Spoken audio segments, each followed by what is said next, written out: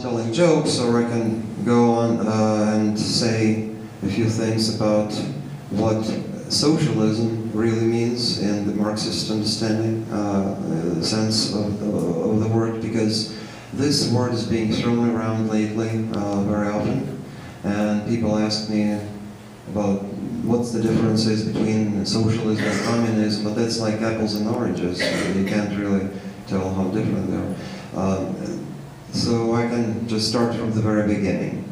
I already told you that the development of the civilization was outlined by Karl Marx and Engels in a certain way, that there are certain stages that the society has to go through, and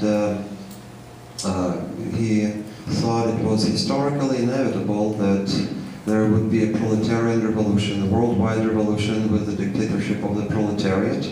The factories would go to the workers, who would work conscientiously because they would be working for themselves, and that's why the productivity of labor would soar and the inventions would start pouring in, the innovations and new labor practices that would create such an abundance that it would be very easy to distribute everything according to the people's needs, because there would be enough of everything in the world. So there were three preconditions to that, according to the classical Marxist theory.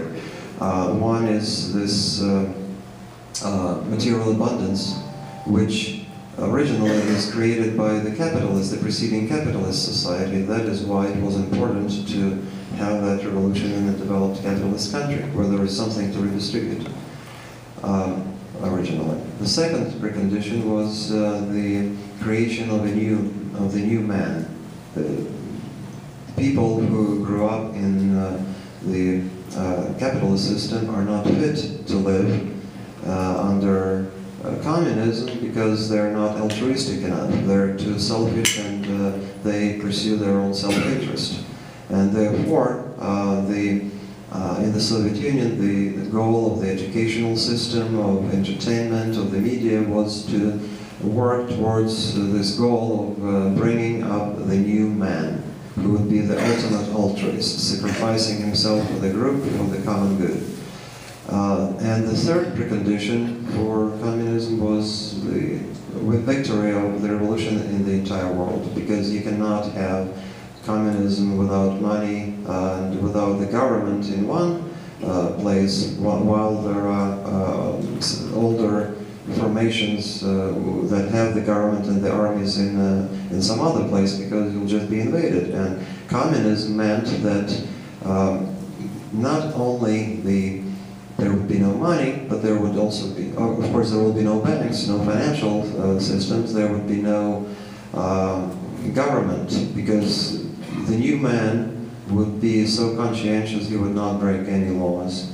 And there would be no antisocial elements, because the antisocial elements are the result of the oppression by the unfair economic systems of the past. So when everything is fair, the crime would also disappear.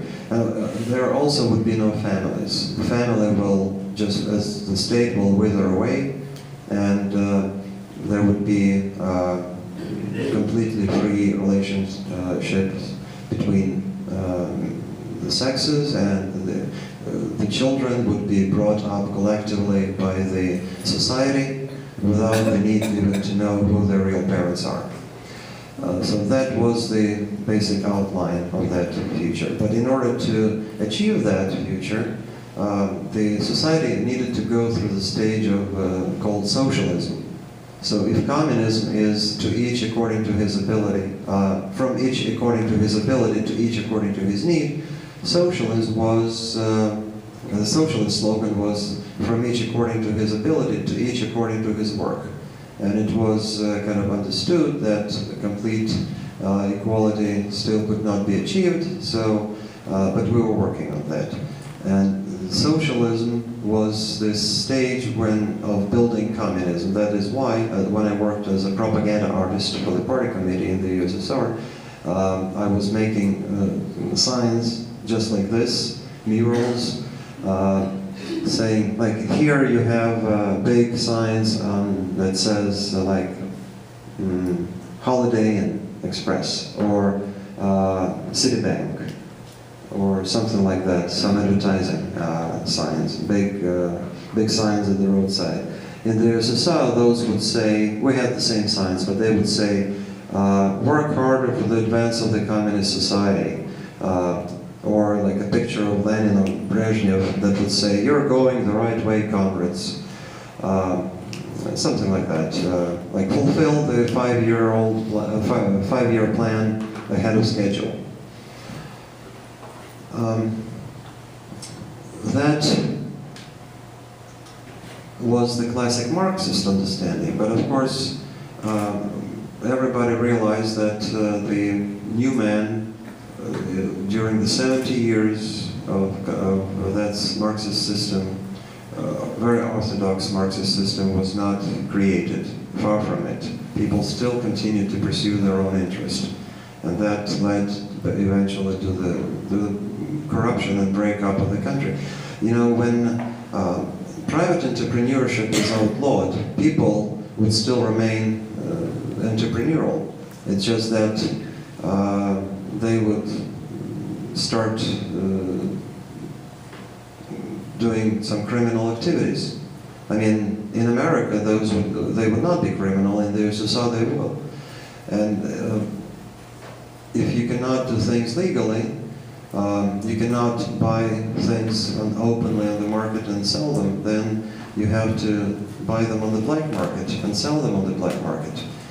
Or it involved theft of government property because everything was owned by the government, so somebody who would want to create some product to sell would need to steal the supplies from some government facility. And that involved paying off whoever was in charge of that facility. And that